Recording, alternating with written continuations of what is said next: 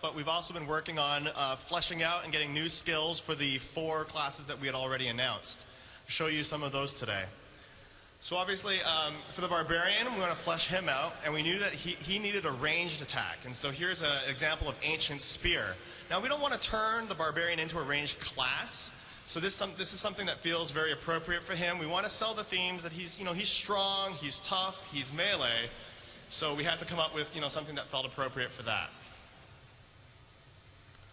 Over for the Wizard, we're bringing back another fan favorite. In the same way we brought back Multi-Shot, bring back some Meteor. Meteor was also a really popular skill in D2. People liked it. We liked the gameplay of it. So we brought it back, artified it up, and I'll tell you right now, when you get some runes in Meteor, that's like just, it's 5 times the fun. I'll also talk about the Witch Doctor. I mentioned earlier, I alluded that we kind of want some movement options for every class. In the Spirit Walk is the movement skill for the Witch Doctor. We wanted, again, something that stays thematically consistent for every class. In the Witch Doctor's case, he's about spirits and voodoo, so a Spirit Walk ability where he turns incorporeal, he can walk around, he can walk through enemies, he can go around a corner, and then when the Spirit Walk ends, he comes back and his physical form becomes teleported to wherever his spirit form is when the ability ends. It's pretty cool. And then finally, the new skill I'm going to show you today is the Monk. This particular skill is called Wave of Light. He summons a mystical bell that actually he shoots out as a range. It's kind of a combination of a melee and ranged attack. One of the things I really like about this skill is we need to differentiate the Barbarian from the Monk. They're both melee classes. In this case, the Monk, he's about combining mystic arts with martial arts. And so I like the evocative imagery that happens here. Just the concept of a mystical bell that he fires off it's very vivid.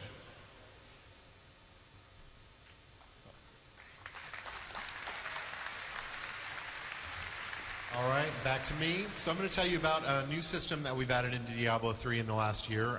It's called traits. So what are traits? Well, essentially they're passive skills.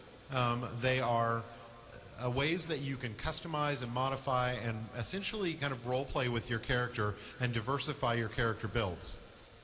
So you gain them as you level up. It's basically every other level. You don't get a point every level, but I think it's every odd numbered level you get a trait point. And really the goal of these is to alter your core attributes and aspects of your character. So if you have a Barbarian and you want to be stronger, there's a trait for that. If you have a Wizard and you want to focus a lot more on elemental skills, you have a trait for that. So, and a lot of it is also to take the opportunity to add flavor to the game world.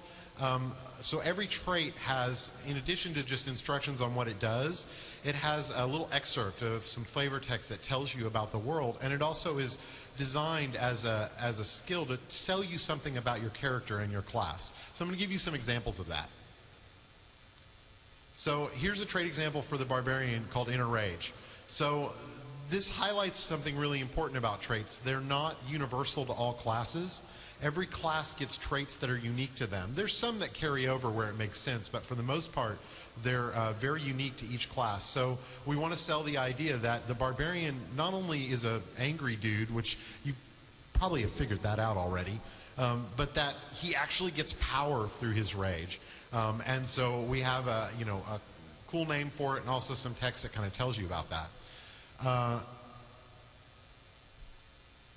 For the Wizard, a lot of the traits take on more of a magical bent. We want to make sure that we sell the idea that even when the Wizard's not casting, magic missiles and summoning up tornadoes, that there's just something inherently magic about her. So here we have a trait called Prismatic Cloak that essentially makes all of her armor spells more powerful. And it's the idea that she's just focused on this one ability such that she's amped them up. And again, we put some nice flavor text that basically sells the idea of if you choose to be this kind of wizard, this is who you are. That's something wrong with this thing. I don't know. Yeah, I think the clicker's broken. So why did we decide to do this system? Well, there's a bunch of reasons. The main one's character customization, and those of you who know and love the original Diablo and Diablo 2 know that character customization is a huge part of the game. And if you're new to Diablo, that's what it's all about. So that was a big focus for us. We used to have a system in Diablo 2 where you could spend attribute points on all your core attributes. And this system was much loved as a customization tool, but in actuality, when we looked at it, most of the builds took the exact same points in the exact same areas, even across classes. And so we didn't really feel like it was a good customization system. So traits was really specifically to address the removal of attribute point spending. So as I mentioned before, you want a strong barbarian, somebody who hits really hard, maybe he's really tough. There's traits for that. You can take Legendary Might, which increases your strength. You can take Iron Skin, which gives you more actual armor. But let's say you want a Berserker Barbarian. You care more about attack rate, hitting the enemy before they can hit you back. Well, there's traits for that that can increase your attack rate, can increase the power of your debuffs on enemies. So more variety equals more builds. Every class now has roughly 30 traits, and those traits you can spend between 1 to 5 points in them. That adds up to roughly right now about 90 points per character. And when you consider that you can only get about 29, 30 trait points, it's a lot of customization. So even if we look at this and decide, well, maybe this is too many traits, we'll just reduce the point spending in it because we want to keep the customization really high. So, and one of the last reasons that we really wanted to do this is that there was always a bad decision to make in the previous skill trees where you knew that a passive skill like this, if I take this, it gives me more armor. Well, that's a good skill, and mathematically it makes sense, but math kind of sucks. Like, if Diablo is the active skill, then this guy's passive. Like, I want to spend points in Whirlwind. I don't want to spend points in more armor. So by separating the passive skills from the more active attack skills, which are now completely take up the skill system, we get a much better decision point. Yes. Awesome. Glad you like it. So the last thing is making numbers awesome. So how do you make math cool? Well, we tried to set it on fire and put skulls behind it, and that makes it pretty cool, but it wasn't really enough. So a lot of the design behind the trait system is, if we're going to have you take a passive trait, I don't want it to be like, oh, if you take this trait, you get 0.1% more armor. 0.1% doesn't sound very awesome. So for us, it's like, no, it's a big number. It's 25, 50, 100% more. Whatever number basically sounds cool when we get it. So we're really working on the system to make sure that these don't feel like weird numbers that you're not sure what to do. Diablo customization is very straightforward. The idea is very, simple to grasp, and that's important to us. So we don't consider the system done yet, so I love to share kind of our process with all of you. What's on our to-do list? Well, the UI is not awesome, and it's okay for me to say that because I designed it. So I'm not, maybe my UI artist I can probably, but he just does what I say. So it's just a grocery list right now, and it's not very fun to use. Gaining them every other level isn't perfect. It may be fine. We may ship with that, but right now it feels kind of like, it feels a little weird. Like you don't almost know when your trait points are going to show up, and that doesn't feel awesome. So, and there's probably too many of them. Like when I talk about making numbers awesome, if you go and play with the trait system, because it's fully playable on the floor, you're probably going to say, hey, I thought he said the numbers were going to be awesome. This just seems like too much decisions or too low in numbers. And the truth is, you're probably right. Like, we're looking at that now and saying, maybe we didn't quite get it right. All right, I'm going to pass it back to Kevin.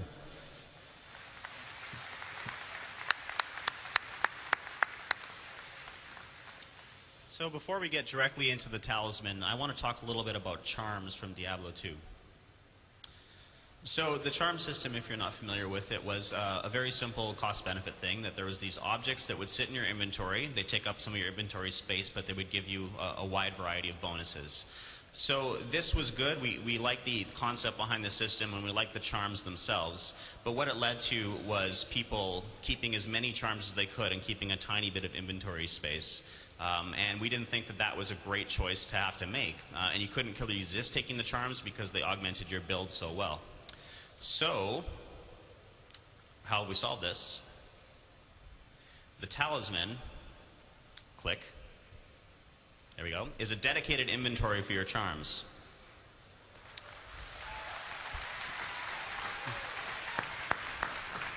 I know, I feel the same way every time I put a charm in there instead of into my bag. So, not only that, it gets bigger over time. It keeps all of the advantages of the Diablo 2 charm system.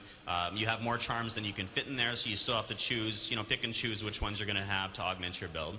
So now that we had a better spot to put your charms and a much nicer spot to put your charms for your sake, we wanted to work on the charms themselves. So how have charms evolved? Well, the bonuses for charms in Diablo 2 were very, very incredibly varied. There was almost no sort of bonus that they didn't have. And in Diablo 3, we're going to have them concentrate on your core attributes. So this is very much about customizing your build, about augmenting, what weaknesses you have or making your strengths better, etc. So the charms are going to be a core part of your build, so they're still very important. And there's different tiers of them in the game, so as you go forward, you're going to be playing with your charms a lot. As you choose new skills, you'll be choosing different charms to try to make up for the options that you chose. And that is the Talisman.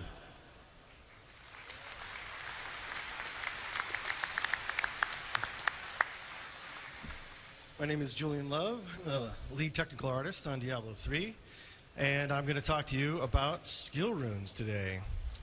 So we haven't talked about skill runes for quite a while. In fact, we kind of gave them the year off last year to let them percolate a little bit, but they're back and they're in the game and you can play them here at the show. They're fully implemented in the Witch Doctor, the Wizard, and the Barbarian. And I would urge you to just head on over at some point today and play the game and give skill runes a try. So, here. Just a quick update, getting up to speed with where we are with runes. If you remember, runes are a system for modifying your skills. They drop in the world like gems do, but instead of putting them in your items to modify what your items do, you put these in your skills and modify what your skills do. So really, skill runes are a huge customization feature for your characters. And usually when we think about character customization, people think about things like skin color or hairstyle or maybe gear. But really, the skills that you pick for your character is a huge part of character customization. And I'll give you an example of what I'm talking about. We have an Amazon here in the front row. Can I get you to stand up? All right. So let's give it up for the Amazon. It's a great costume. But you're not just any Amazon. You're a Spirazon, right? Or are you a Throwazon? That looks like a Spirazon to me. Okay, great. So that's an example of what I'm talking about. She's not just an Amazon. We didn't just make sorceresses and barbarians. We made Spirazons. We made frenzy barbs. We made Nova sorceresses, things like that. So we're really going to blow the lid off of this idea with skill runes by providing a whole lot more builds.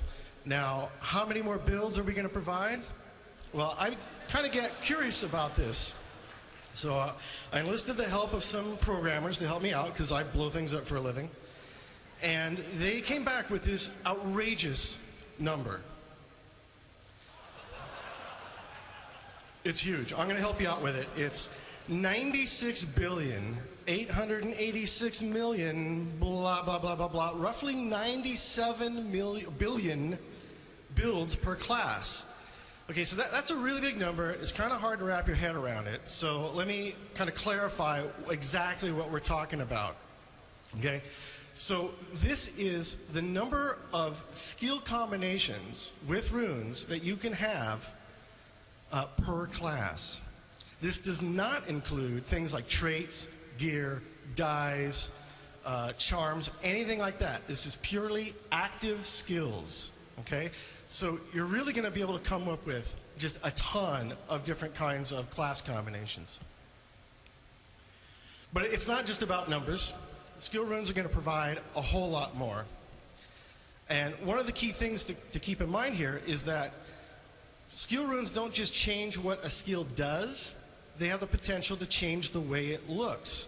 Now, originally, we really weren't thinking about having having different graphics for every single skill rune choice